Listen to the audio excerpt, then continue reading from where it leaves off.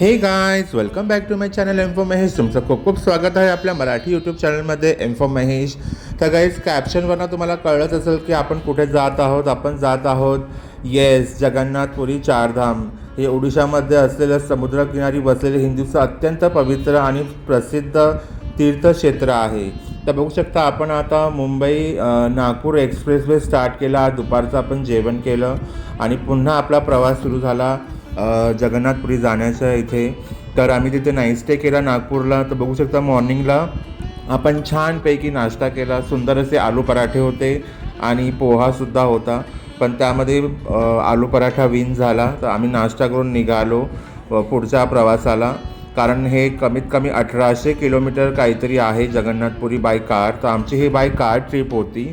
तर दरवर्षी आम्ही ही ट्रिप प्लॅन करतो फ्रेंड्स फॅमिलीसोबत. तर बघू शकता आपला प्रवास सुरू झाला आहे आणि मध्येच वातावरणसुद्धा तुम्ही बघू शकता पावसाळी झाला आहे. तुफान असं वातावरण झालं होतं. मग आम्ही संध्याकाळची चाय वगैरे पियालो आणि आम्ही निघालो थेट जगन्नाथपुरीला. तर आम्ही 1 नाईट स्टे केला नागपूरमध्ये. मग तिथून आम्ही डायरेक्ट कंटिन्यू ड्राईव्ह करत आपण जगन्नाथपुरीला पोचलो. तर काही जगन्नाथ म्हणजे विश्वाचा स्वामी, हा विष्णूचाच एक अवतार मानला जातो. येथे भगवान जगन्नाथ सोबत बलभद्र आणि सुभद्रा यांची मूर्ती आहे. तर काहीच बघू शकता आपण इथे जगन्नाथपुरीच्या टोल नाक्याला पोचलो आहोत आणि तिथे आपण सकाळी नाश्ता केला.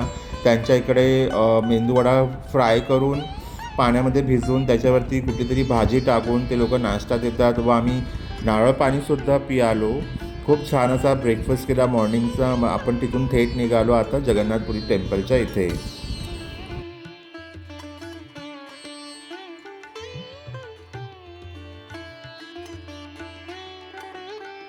तर गाईज, दरवर्षी आषाढ महिन्यातील शुक्ल पक्षातील द्वितीय तिथाला पुरी येथे भव्य रथयात्रा काढली जाते, ज्यामध्ये लाखो भाविक सहभाग होतात.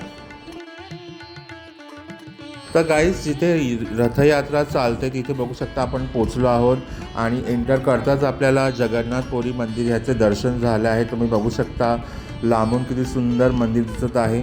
तर गाईज, आता आपण रूम बुक करणार आहोत, फ्रेश होणार आहोत, नाश्ता पाणी करू, मग थोडा आराम करू, मग आपण संध्याकाळच्या वेळेस जाऊ दर्शनाला. आणि गाईज बघू शकता इथे आपण चौकवरती पोचलो आहोत आणि आपण हा हॉटेल बुक केलेला. आता आपण फ्रेश वगैरे झालो आहोत आणि AC रूमच आम्ही बुक केलेला आणि आता तिथून ऑटो पकडली आहे.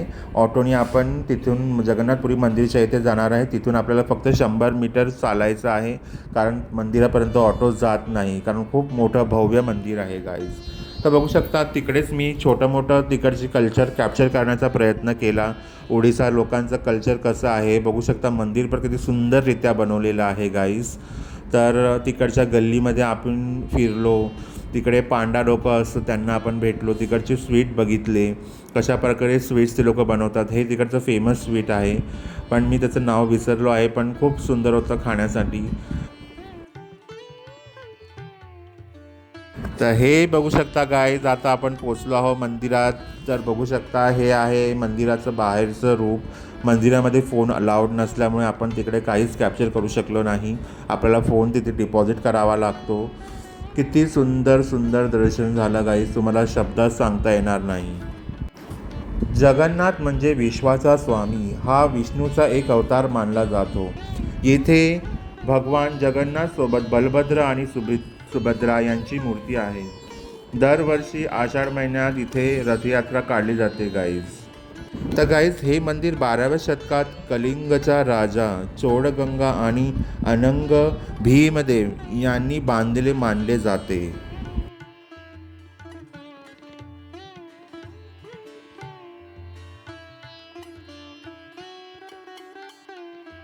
आणि गाईज, हे एक डोंगर फोडून ते मंदिर बनवलं गेलं, त्याच्यावरती कलाकृती केलेल्या आहेत. खूप सुंदर आहे. आणि गाईज, हे मंदिर खरंच बघण्यासारखं आहे.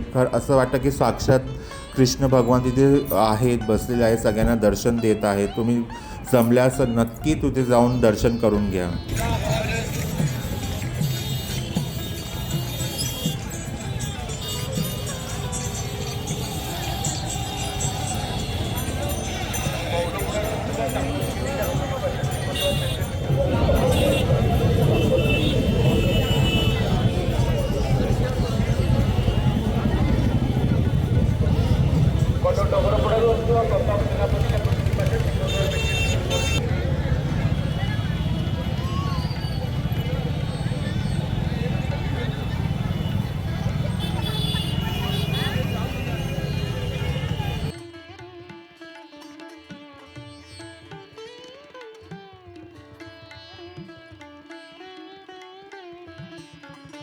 तर गाईज बघू शकता संध्याकाळीसुद्धा खूप सुंदर असं जगन्नाथपुरी धाम हे दिसत आहे. सुंदर तिथे ध्वजा चेंज केली जाते प्रत्येक संध्याकाळी. आणि हे बघू शकता गाईज रथयात्रा आता येणाऱ्या जुलै महिन्यामध्ये रथयात्रा स्टार्ट होणार आहे. त्याची प्रोसेस चालू आहे.